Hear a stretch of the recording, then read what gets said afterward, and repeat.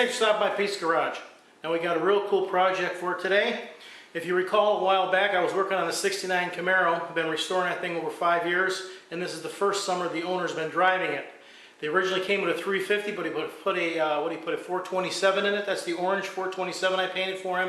And I did a lot of work on this car. He started driving it this summer, and when he was going around a curve or turning, he noticed that the front end was dipping down. So as he goes into a curve, it was dipping down. The springs just are not holding up that big engine. So what we're going to do on this, we're going to change the front the front coil springs to a coilover shock from QA1. It's a pretty simple process, and it's going to help out a lot. We'll look at the ride height. We'll look at how high it is in the front now compared to how it is when we put the coilover on it. They're 550-pound springs, so it should hold it up nice and stiff. That way when he drives it doesn't dip in the front. So let's take a look at the car. You see how the car is leaning a little bit when he turns. There it is. Oop, creaking a little bit. Here's our happy owner, Kevin. How you doing? All right, we're going to turn this baby around and we'll pull it in and we'll get to work.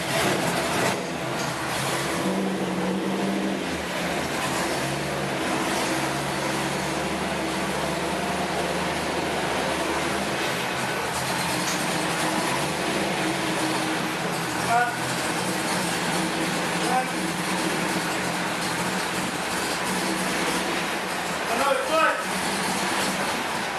Okay. Good. Okay, here it is. Color's really awesome. It's a House of Colors color. What's the name of the color, Kev? Organic green metallic. Organic Shimmering green 2 metallic. series. Shimmering 2 series. And the car is beautiful. You guys can see that. Really, really nice. But the ride height problem. So let's take a quick look at the ride height. Okay, so if I look at this right here, that's where it's riding right now, and we'll lift it up to show you where it should be. It should be right like that. You can hear the creaking in there.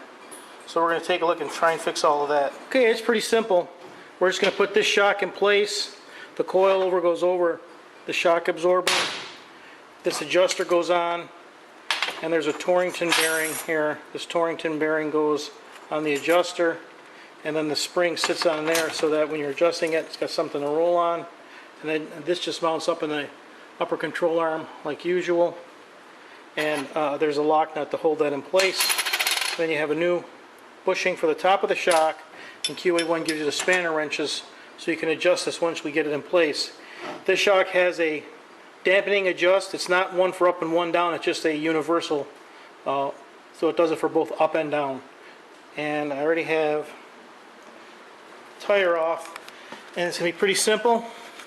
Take the caliper off. Since we have front disc brakes, take the caliper off, take off the front sway bar, break the lower control arm, lower it down, and then take the shock and the spring out.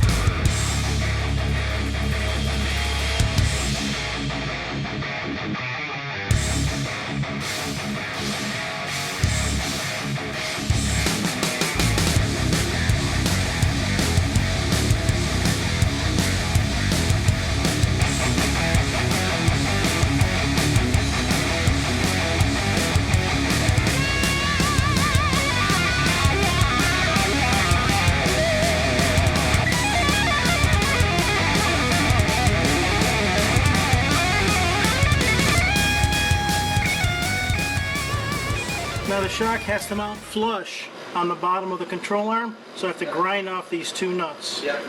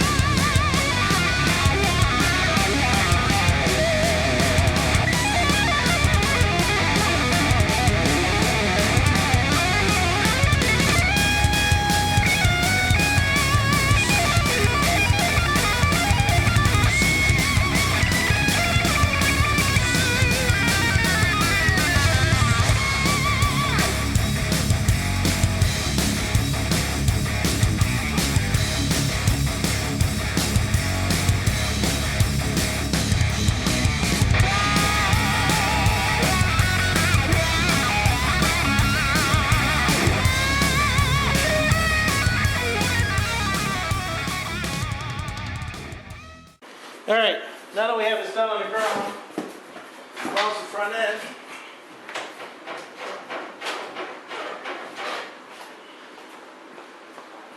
Well, you got lots of clearance in there.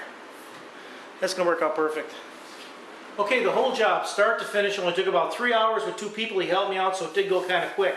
The only thing we have to do now is try it out. So let's start it up, take a look at the car, we'll take it for a ride, see how it performs. Thanks for stopping by Pete's Garage.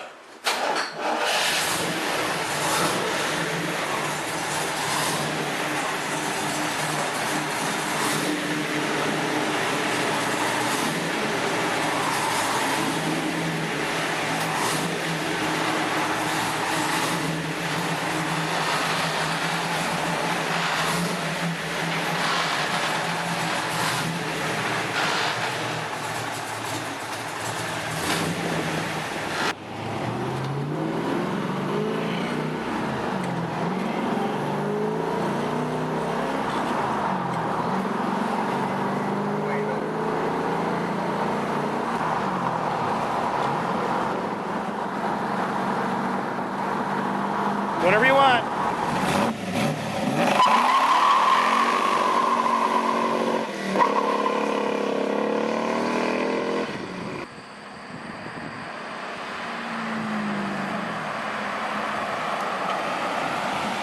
Another great job by Pete's Garage. Front end stays up nice like it's supposed to. Thanks. You guys have a great day.